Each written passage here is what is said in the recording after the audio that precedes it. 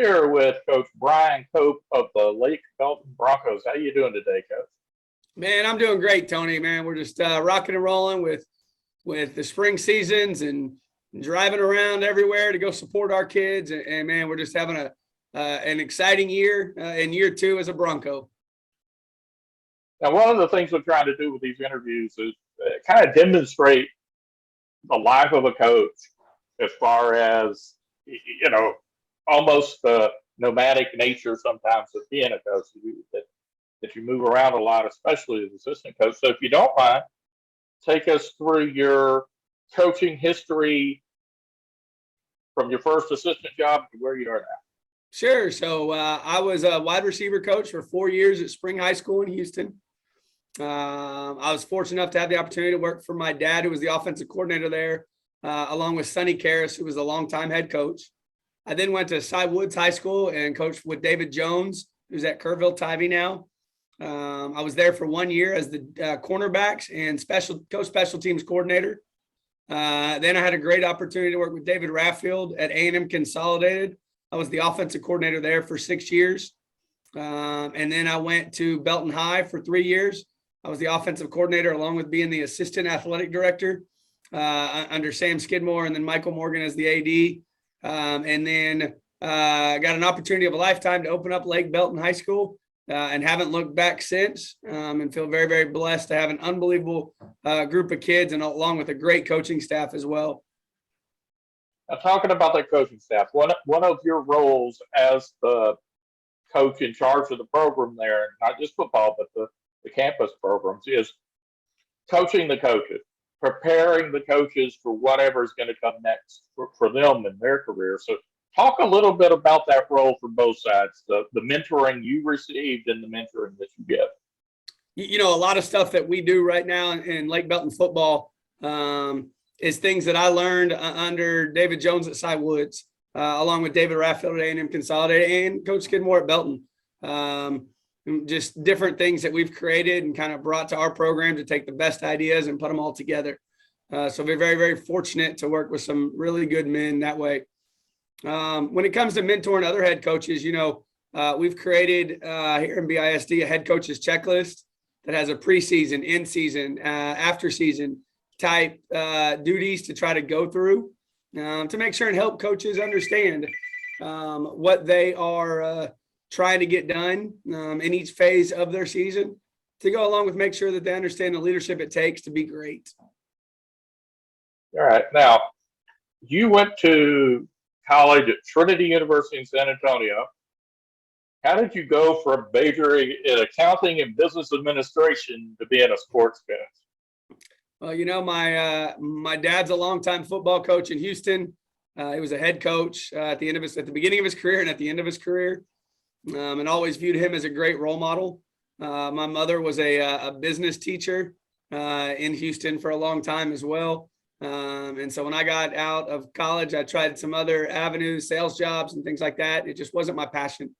And I think the saying that goes, you find something that you love, you don't work for a day. And I haven't worked for the last 17 years. I love what I do. I love making a difference in kids' lives. I love the organization it takes to be great, and feel very, very blessed to be a part of that. Now, we've talked about it before, but talk a little bit about the opportunity of starting a brand new school and the fact that a lot of the things you're doing right now will be the legacy forever at Lake Belton High School. No doubt. It is. It's something that I have enjoyed. I'm not saying it's been easy. It's a lot of hard work, a lot of dedication. And I view myself not only as the head football coach, but I take the campus athletic coordinator role very seriously. Feel very fortunate that all of our sports this year made the playoffs to go along with improved on the year before. So I think that shows us that we're trending in the right direction. I also view myself from a new school standpoint as I'm one of the chief marketing officers of Lake Belton High School. It's my job from Twitter and Instagram to make sure that we're getting our name out there.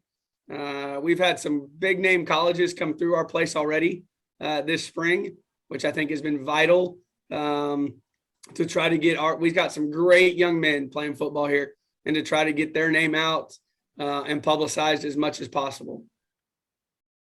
Now you're going to be playing in a UIL district for the first in football for the first time this coming fall. So, but you've been playing a renegade schedule for 2 years. So, what does your team look like for 2022?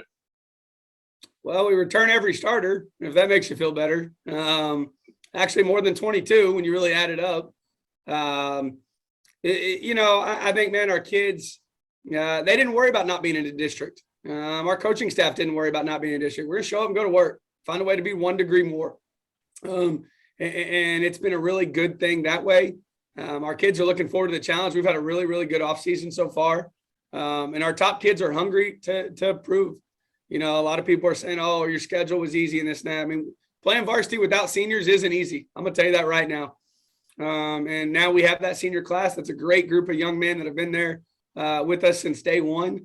And man, they're looking forward and chomping at the bit and get ready to go. We open up with Leander Rouse, who's a district 2-time returning district champion, to go along with Buddha Johnson, who's a year ahead of a schedule than what we are. And then we go right in, and Red Oak's the first district game, and then Shoemaker's round 2. So you find me in week 4, I'll have a good idea of what our football team looks like. Now, what are some of the names I need to make sure I know how to spell if I'm going to come out and cover Lake Belton? Yeah, I mean, I think we go as our quarterback goes, Connor Cruz. He's a 2-year starter for us. Started on the freshman team as well when we were one big high school. Man, he's a great leader, a great worker. Then you go to our running backs, Tristan Robin and Darius Wilkerson are going to be really, really talented and work really hard, work well together as well. Our receiving core, it's going to be led by the 5-star Micah Hudson, who's a class of 24 kid. So he's only going to be a junior. But we got some others in that mix too. Jaden Leza is another starting receiver for us. We also have a new kid, Tyus Jackson, who I think is going to be good. And then we go as our line goes too. Challen Malioy, Christian Kuntz, Logan Gandera, all have had great off seasons. Defensive line wise, Adam Walden is 6'5", 370 pounds. So he's going to be a force to be reckoned with. And then our inside linebackers and Connor Brennan and Brandon Bell, outside linebackers Ty Legg, Manny Herrera are good front 7. And then you throw in our safety Javion Wilcox, who's committed to Baylor, along with our other safety Peanut Brazel, and then Bruce Onchuary, Keyshawn Baptiste, and then we have a 6'4" corner who's going to be a junior, Selman Bridges, who's made some great strides. He actually won the District 200 and finished second in the area in the 200 this year. So, man, we're really, really fortunate to have some great kids that are working really, really hard. One last question, the tough one before we go. What's one thing about Coach Gope that most people probably don't know? Well, you kind of stole it a little bit, but I'll tell you this. I'm probably one of the only head coaches in the state of Texas that has a master's in accounting. I actually interned with Arthur Anderson, and that was back in the, I'm a little bit old. That was back in the day, and one of my intern clients was Enron, but I did not shred any documents or do anything about that. But because of some issues, then I didn't have a job at Arthur Anderson because the company no longer existed after the Enron scandal. And so that's how I got into some sales stuff. And then that's when I've been able to follow my true passion about being able to coach football and change kids' lives. All right, Coach. Well, thank you very much for your time today, and best of luck with the 2022 season.